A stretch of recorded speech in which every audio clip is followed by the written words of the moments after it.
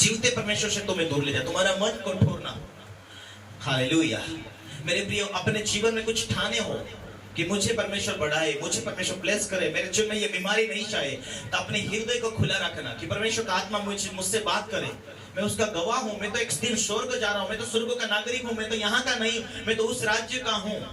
मुझे तो परमेश्वर ने चुना है, कुछ उसकी प्लान है, कुछ उसकी योजना है। मेरे व्यवसाय के द्वारा मैं उसकी सेवा करूंगा, मेरे आवक के द्वारा उसकी महिमा करूंगा। मैं परमेश्वर के राज्य से जुड़ा हूँ और मुझे परमेश्वर लज्जित नहीं होने देगा, मुझे बढ़ाएगा, मुझे रोग और बीमारी में नहीं ले जाएगा। मेरी हड्डी में पवित्र आत्मा, मेरे नसों में पवित्र आत्मा, मेरे शरीर के अंदर पवित्र आत्मा। आप ऐसे घोषणा करते, सोचते, तो क्या सोचता है, क्या विचार करता है? हालेलुया। परमेश्वर ने तुम्हें कहा, मैं तुम्हें अपना एकलौता पुत्र बेटा देकर तुम्हें खरीद लिया। तुम अपने नहीं हो, तुम परमेश्वर के हो। परमेश्वर ने तुम्हें चुन लिया अपने राज्य के लिए। प्रभु यीशु ने कहा, मैं तुम्हें सांप और बिच्छू और शैतान की सारी शक्तियों को रोकने के लिए तुम्हें अधिकार देता हूँ। किसी वस्तु से तुम्हें हानि नहीं होती। यही बात तुम्हारे हृदय, तुम्हारे मन, तुम्हारे विचार के अंदर हमेशा हमेशा लागू होनी चाहिए। बोलो यीशु मसीह के हालेलुया, हालेलुया।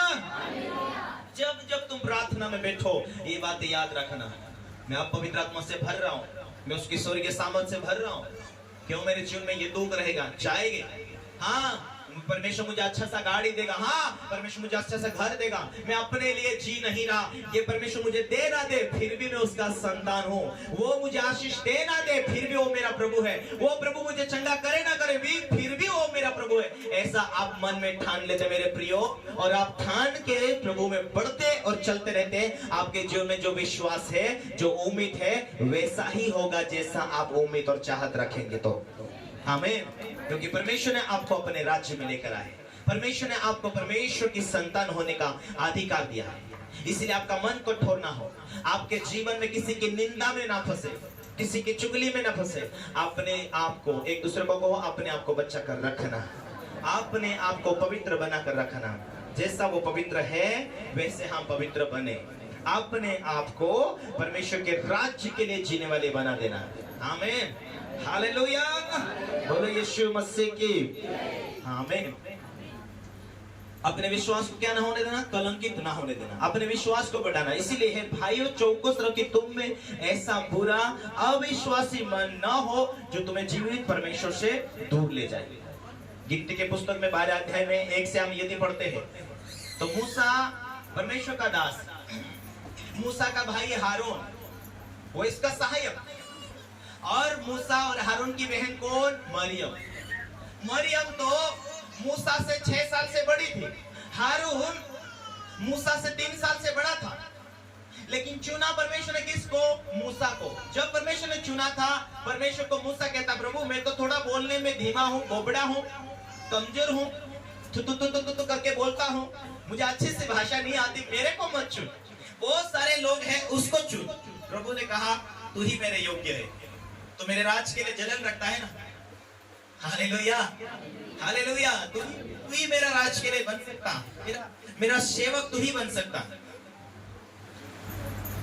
हालेलुया। भद्दा, बोलने में धीमा, यहोवा को छोड़कर कौन बना सकता? मैं तुझे चुना मेरी सेवा कर। परमेश्वर ने उसे चुना अपने इस्राएल लोगों को अगुवाई करने के लिए।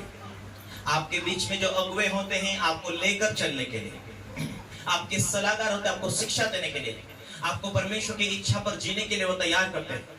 परमेश्वर आपसे प्यार करता है। इस रीति से आप बीमारी से छूटेंगे, इस रीति से आप बंधनों से आजाद होंगे, इस रीति से आप जिएंगे, इस रीति से चलेंगे तो परमेश्वर आपको बरकत के राहों पर चलाएगा। ऐसा ऐसा चलेंगे, ऐसे ऐसे जिएंगे। आत्मिक रोल को पूरा करने से आपके जीवन में परमेश्वर की योजना पूरी होगी। आत्मिक जीवन जीने से परमेश्वर की इच्छा में आप जिएंगे, उस गरीबी से छूटेंगे, उस बीमारी से छूटेंगे, उस शैतानी शक्तियों से छूटेंगे।